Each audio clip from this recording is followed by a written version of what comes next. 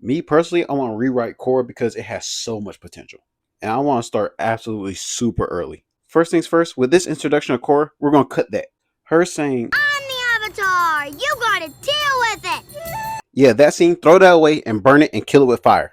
Now, don't get me wrong, Korra's still going to be arrogant about her abilities because, I mean, the Avatar cycle, that's a typical thing with the warrior avatars. Just like Avatar Korra, who was also a warrior avatar. He was very cocky, he was very go with the flow type. But what we're not going to do is start the series off like that.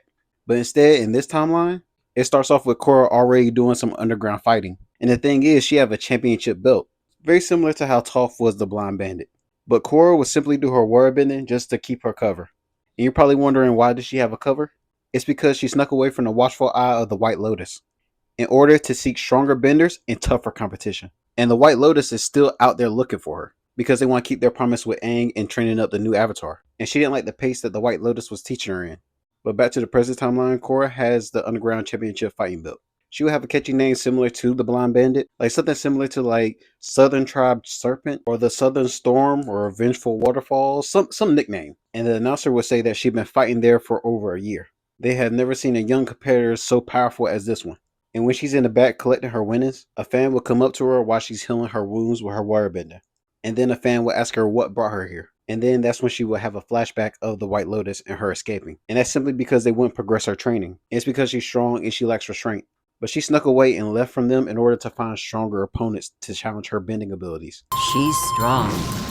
She lacks restraint. But instead of Katara saying yes to her progressing in her training, in order to go to the next level, she says no instead, which angers Korra enough for her to leave. You believe she's ready, Master Katara? And then boom, the flashback will end and Korra will simply tell the fan, it's you guys that bring me here every day, while she gives a little smile. So Korra will leave the Underground Fight Club with Naga, and that's where we get introduced to Naga. And they run back to their decent apartment, which the money that she paid for with the money that she earned doing the underground fighting for over a year.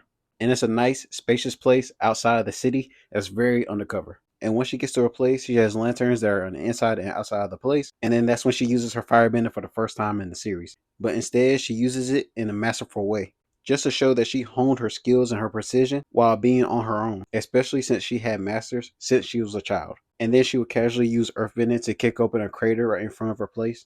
And then she would proceed to use waterbending to put water inside the crater that she just made. And then she would cannonball into water and do like Iroh, and then use her firebending to warm up the water with steam through her nose. And then she would exhale and say perfect, and then rub Naga head and say, ha, this is the life, while overlooking the city from a very far distance.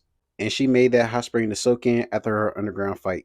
And her and Naga are just chilling. So while Korra and Naga relax somewhere in the Earth Kingdom, enjoying their lives as runaways, the camera will slowly pan and fade away and will start to show Republic City, and then we'll hear the announcer voice talking about pro bending. And then he will announce the Fire Fairies, starring Bolin and Mako. But instead, their personalities are switched completely opposite. Bolin will be incredibly serious, and Mako will be the one that's more goofy and jokish.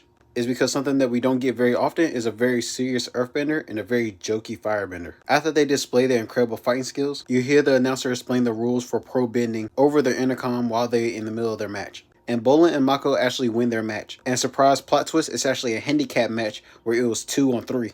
But those two still managed to win. So when these two go back to the locker room, they wonder what happened to their third member. But come to find out, their teammate was put in the hospital.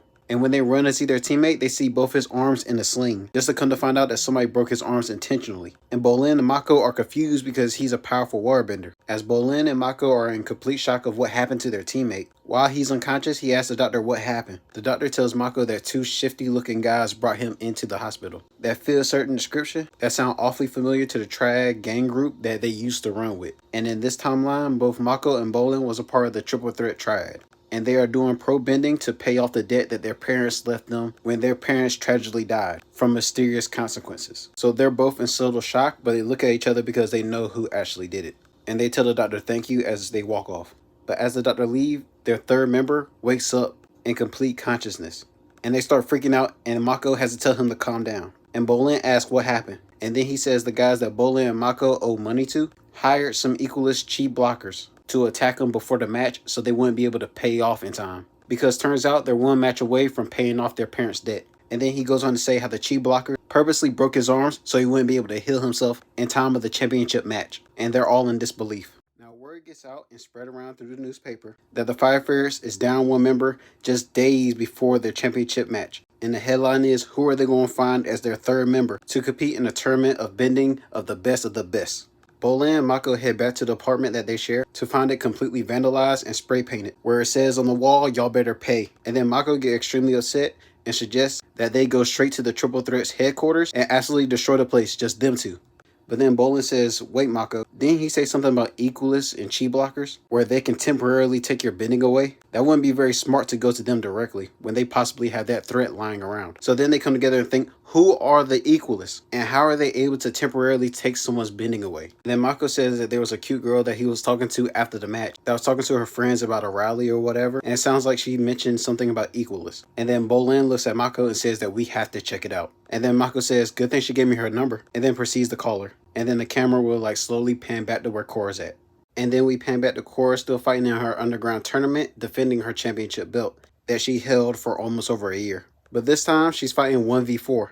But instead of her usual brawler stance, and since she's going against multiple opponents, she pulls out this technique that she learned from Katara, as she takes down 2 firebenders at the same time. And at the same time, she used the war whip behind her to take out 2 earthbenders. And then as all of them get up simultaneously, Korra says, is that the best you got? Because I'm literally just warming up. And then with them surrounding her, she pulls this move out. There's too many.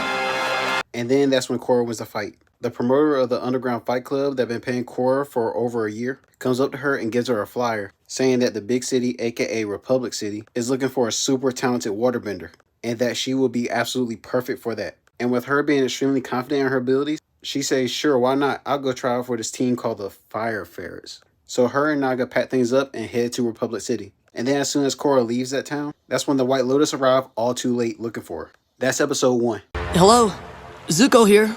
And if you like that video, make sure you like, comment, and subscribe. And also let me know what you think the next video should be based off of. Because like I say at the end of all my videos, I read every comment and I make sure that y'all are heard. Because I'm trying to get to 50K by the end of the year, I would love to have your support and hear more about your ideas. I hope you're able to apply these words in your everyday life. And Lily, thanks for watching. Oh, and a reminder, drink water. Perfection and power are overrated. I think you are very wise to choose happiness and love.